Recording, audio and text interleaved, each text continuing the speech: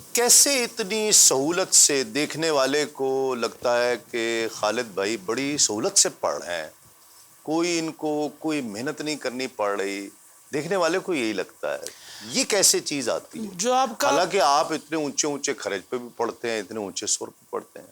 بس وہ پریکٹس بھی ہے، اور دیکھنے میں جو آپ کو 5 منٹ لگتے ہیں اس کے پیچھے 5 سال بھی ہو سکتے ہیں۔ اللہ۔ خون جگر ہوتا ہے، ہوں۔ اور جو محنت کرتا ہے اس کو پتہ ہوتا ہے کہ ایک ایک لائن کے پیچھے کیا محنت ہے۔ سب سے پہلے تو اللہ کا کرم ہے، بے شک۔ حضور نبی اکرم صلی اللہ علیہ وسلم کی نظر عنایت ہے، لیکن اس کے ساتھ ساتھ جب تک آپ محنت، پانی کھڑا رہے تو اس میں بھی بدبو پیدا ہو جاتی ہے، تو جب تک وہ حرکت کرتا رہے گا، یہ محنت ایک دن، یہ نہیں ہے کہ ایک کلام تیار ہو گیا تو آپ بس اس پہ ڈیپینڈ کر کے تو آپ فیلڈ میں نکل یہ جائیں گے۔ مسلسل محنت کا نام ہے۔ ہر روز ایک کلام پڑھتے ہوئے ایک نیا سبق ملتا ہے، ہوں۔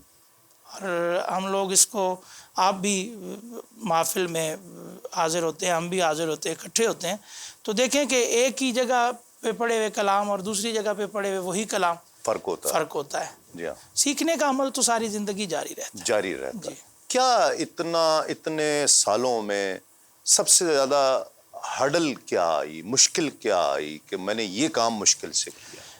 تقریباً ساری فیلڈ ہی مشکلات پہ مبنی ہے، اس کی وجہ جیسے میں آپ کو بتاتا ہوں، میں چونکہ میرا براٹ اپ جو ہے وہ ایک پنجابی فیملی میں، میرے والدین آج بھی آپس میں پنجابی بولتے ہیں، تو وہ اکٹھے کو کٹھے بولتے ہیں، ٹھیک ہے، اور دوپہر کو دوپہر پنجابی میں بولا جاتا ہے۔ جی بالکل۔ تو مجھے سب سے زیادہ محنت مجھے لگتا ہے کہ مجھے اردو، اور یہ میرے مرشد کا فیضان بھی کہ وہ چونکہ اردو بہت اچھی بولتے تھے تو مجھے آسان ہو گیا۔ مجھے ایسے لگتا ہے کہ مجھے زیادہ مشکل اردو اپنی ٹھیک کرنے میں، الفاظ، میں نے ایک ایک لفظ پہ نہ دیکھا، محنت کی کہ اس کو کیسے ادا کرنا ہے۔ جی، چھوٹے شہر سے اٹھ کے بڑے شہروں میں آنا بہت مشکل ہے۔ بہت مشکل۔ بڑے شہر کا پلیٹ فارم مہیا ہونا یہ بہت بڑی نعمت ہے۔ واہ واہ واہ، یہ وہی جان سکتا ہے جس نے چھوٹے شہر سے آیا ہے۔ اور وہ کہتے ہیں نا کہ بڑی مچھلیوں کے درمیان زندہ رہنا، اس کے لیے کتنی سٹرگل کرنی پڑتی ہے، تو چھوٹے سے شہر سے بڑے شہر میں آنا بہت مشکل کام ہے، اور ان لوگوں میں اپنا آپ منوانا مشکل کام ہے، اور اللہ نے آپ کو اس میں بڑی کامیابی دی۔ الحمدللہ۔ پھر اب تو چکوال آپ کی پہچان بن گیا۔ بس کچھ ایسا ہی ہے۔ اور چکوال کو اگر کچھ اور چیزوں سے جانا جاتا ہے تو اس میں کوئی مبالغہ نہیں ہے کہ خالد حسنین، خالد کی نسبت سے چکوال کو جانا جاتا ہے۔ جی، ابھی تک بھی لوگ پوچھتے ہیں کہ چکوال کہاں ہے۔ جی دیکھ لیں اب تو آپ، پھر بتانا پڑتا ہے۔ چکوال کا نام اس کا مطلب ہے انہوں نے آپ کی نسبت سے سنا ہے۔ بس اب یہ اللہ کا کرم ہے کہ آپ اس کو جو کچھ بھی کہہ لیں۔ متاثر کس سے تھے زیادہ؟ اساتذہ جتنے بھی، دیکھیں آپ اس فیلڈ میں جب آتے ہیں تو ایک محفل میلاد ریڈیو پاکستان پہ لگتی تھی، خواہ وہ لاہور اسٹیشن سے ہے، اسلام آباد اسٹیشن سے ہے، تو اس وقت وہ دوسرے اے ایم بینڈ ہوتا تھا، تو وہ گھما گھما کے آپ کو ایک چیز میں دوسری چیز کی، دوسرے اسٹیشن کی آواز آنا شروع ہو جاتی تھی۔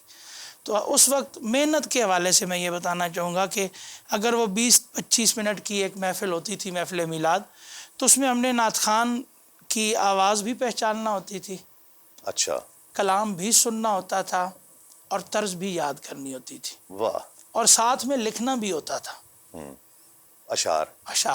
اور کلام کی سلیکشن پی ٹی وی پہ جتنے نعتیہ مشاعرے آتے تھے، اب میں وہ سن بھی رہا ہوں، میرے ہاتھ میں پینسل بھی، اور میں وہ ساتھ ساتھ لکھ بھی رہا ہوں، یعنی اتنا آپ کو فاسٹلی، آج کل تو آپ کو لیرکس مل جاتے ہیں، سب کچھ مل جاتا ہے، جی آپ گوگل پہ ڈالیں تو سارا کچھ آ جائے۔ تو اس وقت کتابیں اتنی میسر نہیں تھیں ہمارے شہر میں، اور اگر میسر تھیں تو اتنی دولت میسر نہیں تھی کہ ان کو خریدا جا سکے۔ کیسٹ نہیں ملتا تھا، کیسٹ تھی تو ٹیپ ریکارڈر نہیں ہوتا تھا کہ جس میں لگا کے سنیں، تو یہ محنت کے بڑے بڑے۔ یاد ہے پہلی نعت کی کتاب کون سی خریدی تھی؟ مجموعہ جو پہلے میں نے مظفر وارسی صاحب کا لیا تھا، کوئی کتاب تھی، اسی میں سے وہ اپنی رحمت کے سمندر میں اتر جانے۔ واہ واہ، اور میں جہاں کہیں بھی کعبہ عشق تھا غالباً. میں جہاں کہیں بھی جاتا تھا نا, کہیں میں لائبریری دیکھ لیتا تھا تو میں اس میں سے نعت کی کتابیں دیکھتا تھا کہ کون سی. جی ہاں. اب تو آپ موبائل پہ فوٹو بنا, اس کو جلدی سے لکھنا, اجازت لے کے بندے سے جس کی لائبریری ہے, تو وہ کلام دیکھنا, لکھنا, پھر اس کو تیار کرنا. فوٹو کاپی کی بھی سہولت نہیں ہوتی تھی, موبائل تو ہوتا ہی نہیں تھا. مشکل تھا. نعت خواں کون سے اس وقت زیادہ افق پر تھے جن کو آپ سنتے تھے زیادہ؟ اعظم چشتی صاحب. اعظم چشتی کی کیا خاص بات آپ سمجھتے ہیں کہ وہ نعت کا جو سبھی کہتے ہیں, اسلوب ہے, سبھی کہتے ہیں کہ اعظم نعت چشتی کا بہت جو بڑا ادب کا جو اسلوب ہے, پڑھنے سے لے کر شاعری تک, وہ اس بندے کے یہاں موجود ہے. اور اگر بہت ہی عشق میں ڈوب کر آپ نے نعت سننا ہوتی تھی تو قاری زبید رسول صاحب کو سنتے تھے. واہ واہ واہ. اور اگر محفل کو چلانے کے حساب سے اور ذوق کے حساب سے آپ سنتے تھے تو آپ زوری صاحب کو سنتے تھے. واہ واہ واہ.